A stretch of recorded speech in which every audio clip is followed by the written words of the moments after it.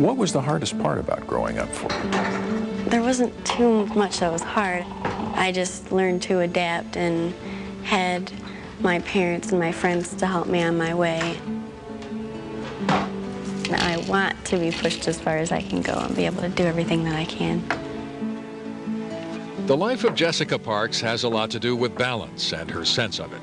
The balance she's achieved in school as both an athlete and a member of the National Honor Society, and the physical balance she has learned and trained for, playing on her school soccer team and flying into the air as a part of cheerleading routines. Poised atop her teammates' shoulders, even though she has no arms. Stick it, honey. Straighten up. How do you balance when you get thrown into the air? I just keep myself stiff and stay up there. I trust all the girls on our squad and know that they're there just in case if I do fall, but fortunately that hasn't happened. Good. Jessica is 17 years old, a senior at North Branch High School in southeastern Michigan. She came here as a sophomore when her parents decided to move out of the Detroit area. And as she has done all her life, she walked through the front door and waited for others to react. And I was kind of really nervous, especially not having arms and not sure of how the kids were going to react. And I remember walking through the halls and just looking around, and I was really quiet, and I didn't know I saw all these kids. They're all looking at me, and I was like, wow, this is kind of scary. And there were two girls sitting in front of her, kind of like they were pointing and laughing at her and stuff.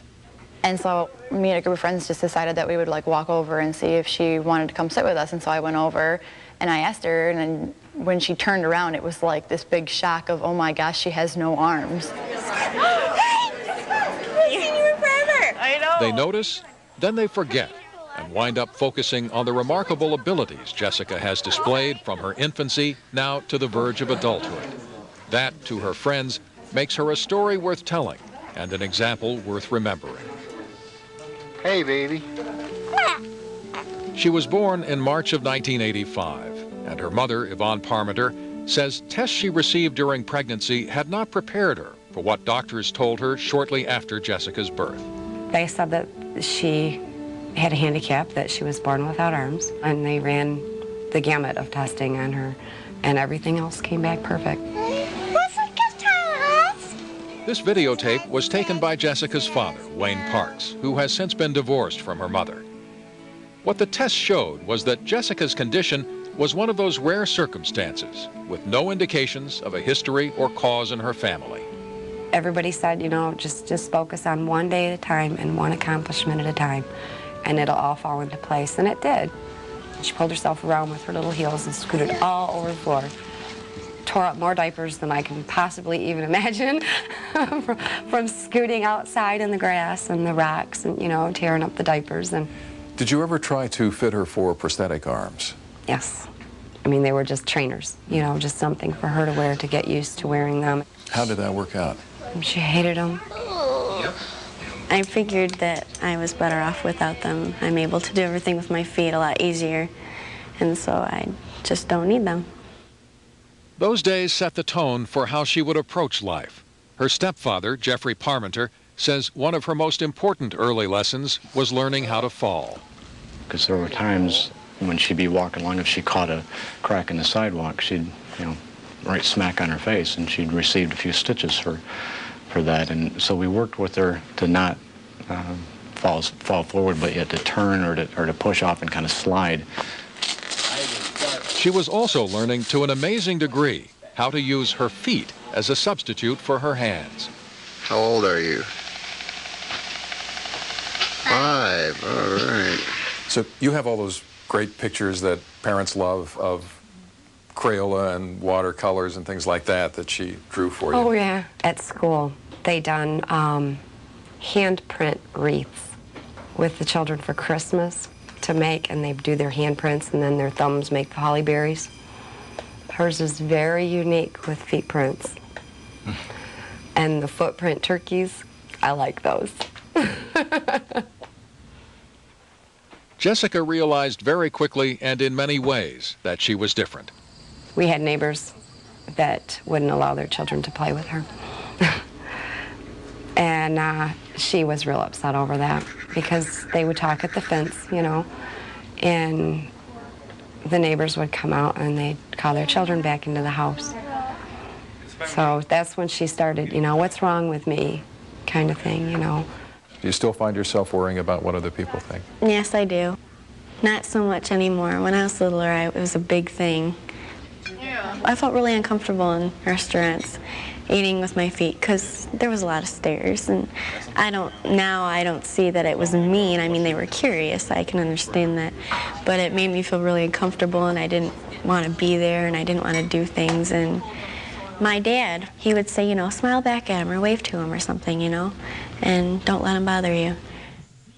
The extent to which Jessica has achieved the near impossible is evident even in the small things she does, such as putting on a pair of contact lenses. The motivation is twofold: to prove she can do it and to fit in at school. How did you learn to do that? Honestly, I didn't want to come to school with braces and glasses. And I went to my eye doctor, and she basically told me that there would be no way that I could do it. And that's what made me even more determined. She insisted and insisted and insisted, so she was fitted for contacts and brought them home. And after, about an hour and a half, 2 hours in the bedroom, she came out with her eyes all red and raw, and I got him in. How long does it take you to do it now? A couple minutes, maybe 1 or 2 minutes. From an hour to 1 or 2 minutes? Yeah. She wanted to drive the family tractor, which involves shifting through 5 gears and turning a sluggish steering wheel. And within minutes after her stepfather told her he didn't think she could do it, there she was, making her rounds of the yard.